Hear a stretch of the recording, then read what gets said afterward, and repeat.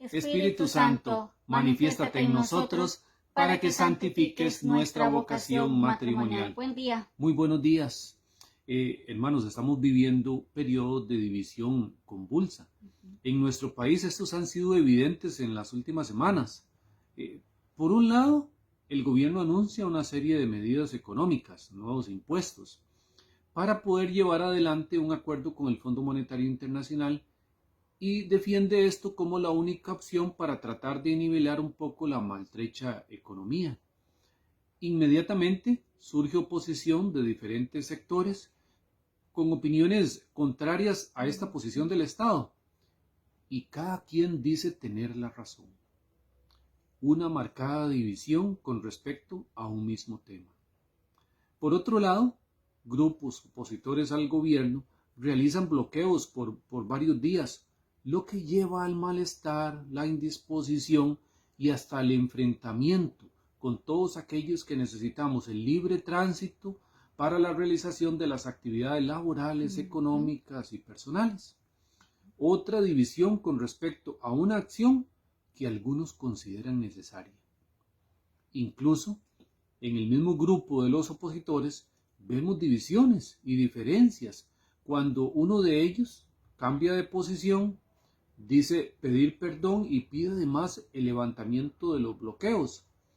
Pero casi inmediatamente otro miembro de los opositores no quiere deponer las acciones y habla incluso de una lucha justa y honesta a pesar de los actos de violencia que se presentan, llegando hasta los golpes entre los mismos dirigentes.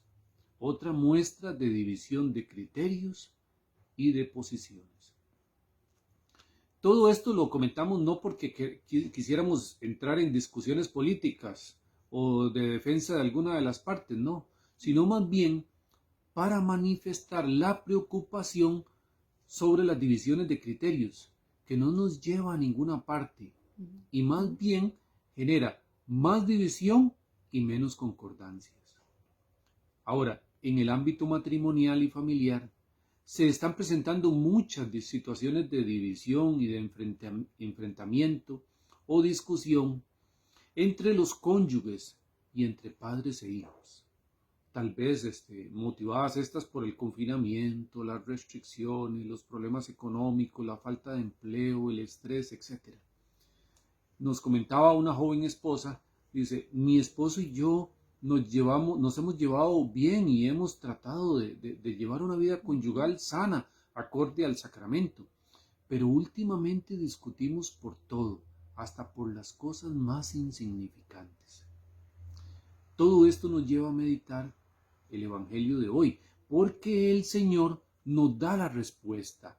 Él también enfrentó las divisiones, pero deja las cosas claras y más adelante nos muestra cómo debemos actuar. Dice en el Evangelio que Jesús había expulsado un demonio mudo, y dice que cuando éste salió, todos comenzaron a hablar y la gente se admiró de esto. O sea, la gente participaba de aquella acción, de aquel milagro de Jesús. Pero inmediatamente se muestran las divisiones. Dice, algunos dijeron, expulsa los demonios con el poder de Belcebú, el jefe de los demonios. Y otros, dice, para tenderle una trampa, le pidieron una señal milagrosa del cielo. Nuevos grupos de división. Pero él, que sabía lo que estaban pensando, dice que les dijo, y aquí quiero que escuchen esto, todo país dividido en bandos enemigos se destruye a sí mismo y todas sus casas se derrumban una sobre otra. Así también, si Satanás se divide contra sí mismo, ¿cómo mantendrá su poder? Más adelante nos dice el Señor, pero si yo expulso los demonios precisamente por el poder de Dios, eso significa que el reino de Dios ya ha llegado a ustedes. ¡Qué bendición! Y nos dice también, el que no está a mi favor está en contra mía, y el que conmigo no recoge, desparrama. Desparrama significa que causa desorden, división, como lo hemos visto. Y dice, no está conmigo, dice el Señor. No en vano, al enemigo se le llama diablo, que significa el que divide. Y esto es lo que nosotros tenemos que tener claro. Con el Señor buscamos la unión, la unidad. En Juan 17, 21, dice que Jesús está en el huerto de los olivos previo a la pasión y dirige esta oración al Padre y dice, te pido, Padre, que todos ellos estén completamente unidos, que sean una sola cosa en unión con nosotros, oh Padre, así como tú estás en mí y yo estoy en ti, que estén completamente unidos para que el mundo crea que tú me enviaste. Jesús pide por la unidad, por la unión en ese momento de sus discípulos, pero en ellos representados todos nosotros, los cristianos. Una iglesia unida, no en uniformidad, tenemos que ser claros, una iglesia unida. Podríamos pensar erróneamente que el Padre no le escuchó, porque los discípulos se dispersaron. Dice que uno lo entregó, otro lo negó 3 veces y todos los demás huyeron. Pero es que la pasión tenía que vivirla el Señor para nuestra redención y posteriormente mostrarnos su poder ya glorificado, cuando nos envía el Espíritu Santo, que es el que actúa verdaderamente en la unidad. Leíamos ayer que cuanto más dice, nos enviará mi Padre el Espíritu Santo a todo aquel que se lo pida. Para algunos podrá sonar trillado, pero es realmente bajo la acción del Espíritu Santo que podemos obtener realmente la respuesta y solución a la división que estamos viviendo en nuestros matrimonios, en nuestras familias, en nuestro país y en nuestra sociedad.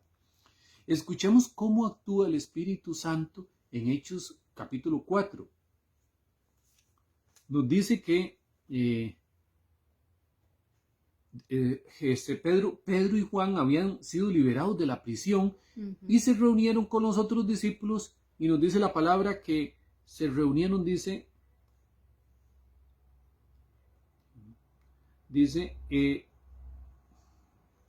todos juntos oraron a Dios. O sea, ellos reunidos, lo primero que hicieron fue orar. Esa fue la primera acción. Posteriormente nos dice que cuando acabaron de orar, el lugar donde estaban reunidos tembló y todos fueron llenos del Espíritu Santo y anunciaban abiertamente el mensaje de Dios. Pero aquí quiero que escuchen el siguiente versículo, el 32, dice, todos los creyentes, que eran muchos, pensaban y sentían de la misma manera. Ninguno decía que sus cosas fueran solamente suyas, sino que eran de todos. Y entonces este es el verdadero milagro con el Espíritu Santo, que es que nos lleva a esa unidad. Necesitamos unirnos en oración, todos, sin excepción, invocando al Espíritu Santo, pidiendo que venza nuestras divisiones y que traiga la unidad a nuestros matrimonios, a nuestras familias, a nuestros pueblos, pero especialmente a nuestro país. Que así sea. Señor, ayúdanos para enfocarnos en el potencial que ofrecemos y no en las limitaciones que tenemos. Amén.